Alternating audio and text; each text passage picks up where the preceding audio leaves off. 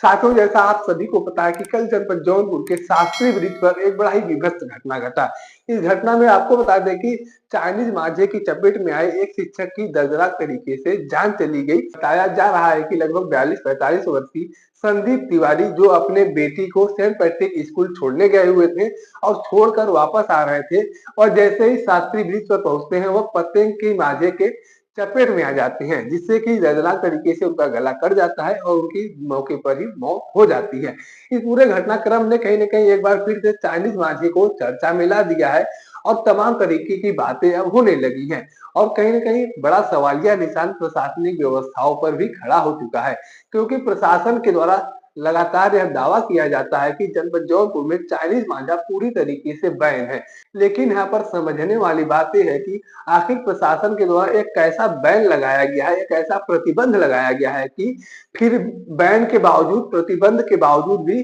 Chinese मांझे की खरीद बिक्री हो रही है, लोग उपयोग भी कर रहे हैं और भी धड़ल्ले से कर रहे हैं। हर गली मोहल्ले में पतंग उड़ाने वाले लोग चाइनीज मांझे का उपयोग करते हुए पतंग उड़ा रहे हैं। एक तरफ प्रशासन के द्वारा बार बार यह कहा जाता है कि चाइनीज मांझा पूर्णतः प्रतिबंधित है, दूसरी तरफ धड़ल्ले से इसकी खरीद बिक्री हो रही है, तो इसमें कहीं न कहीं प्रशासनिक व्यवस्थाओं पर भी सवाल या निशान खड़ा होता है। और बड़ी बात ये है कि इस पूरे रैकेट का बहुत बड़ा कोई मार्केट भी नहीं है। जैसा कि आपने किराना दुकान देखा होगा, कपड़े का दुकान देखा होगा, हर गली बाजार में 4-6 किराने की दुकान, जनरल स्टोर की दुकान, कपड़े की दुकान दिख जाते हैं। लेकिन पतंग की दुकान की बात किया जाए तो आपको बता दें कि जौनपुर शहरी क्षेत्र में कुल 4-6 दुकान ही ऐसे हैं जहां से पूरे जिले भर के लोग खरीद बिक्री करते हैं पतंग की मांझे की। यानी कि इस पार से लेके उस पार तक में कुल 4-6 दुकान ही, मैक्सिमम 10 दुकान हम मान लेते हैं, मैक्सिमम 10 दुकान ही है जहां से पूरे जिले भर के लोग,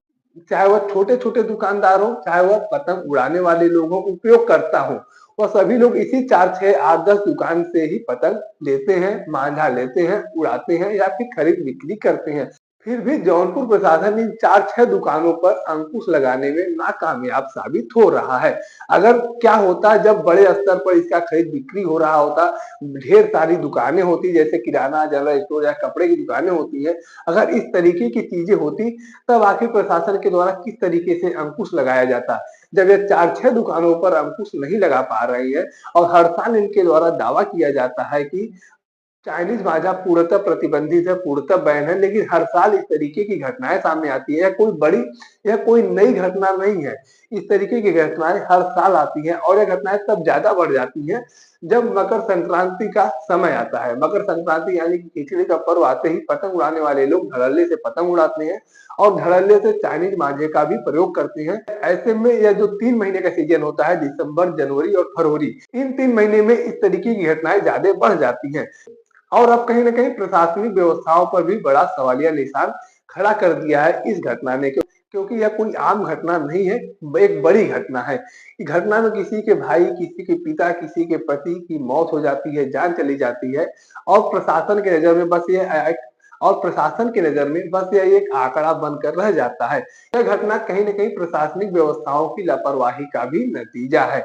क्योंकि अगर समय रहते प्रशासन के द्वारा इस पतंग की खरीद बिक्री, चाइनीज मांझे की खरीद बिक्री पर संज्ञान लिया गया होता और काम किया गया होता, तो यह इतनी बड़ी घटना सामने न आई होती। हालांकि जिलाधिकारी जौनपुर के द्वारा कल देर शाम एक आदेश जारी किया गया और बताया गया है कि जनपद जौनपुर में चाइनीज मांझे की खरीद बिक्री पूर्ण रूप से प्रतिबंधित है। अगर किसी के द्वारा इसकी खरीद बिक्री करते हुए अगर किसी को इसकी खरीद बिक्री करते हुए पकड़ा जाता है तो उनके ऊपर दंडात्मक कार्रवाई की जाएगी, और जो लोग उपयोग करने वाले हैं उनके ऊपर भी दंडात्मक कार्रवाई की जाएगी अगर वो पकड़े जाते हैं तो। साथ ही साथ एक अहम बात इसमें यह जिक्र किया गया है कि जिस क्षेत्राधिकारी के अंतर्गत यह मामला सामने आएगा, उस क्षेत्राधिकारी के ऊपर भी दंडात्मक कार्रवाई करने की बात कही गई है। जिलाधिकारी के आदेश में साफ लिखा गया है कि अगर अब कोई घटना सामने आती है या फिर कोई खरीद बिक्री करते हुए पकड़ा जाता है तो उस क्षेत्राधिकारी के ऊपर भी कार्रवाई होगी, जिस क्षेत्राधिकारी के क्षेत्र में यह घटना होगी या फिर वह खरीद बिक्री पकड़ी जाएगी।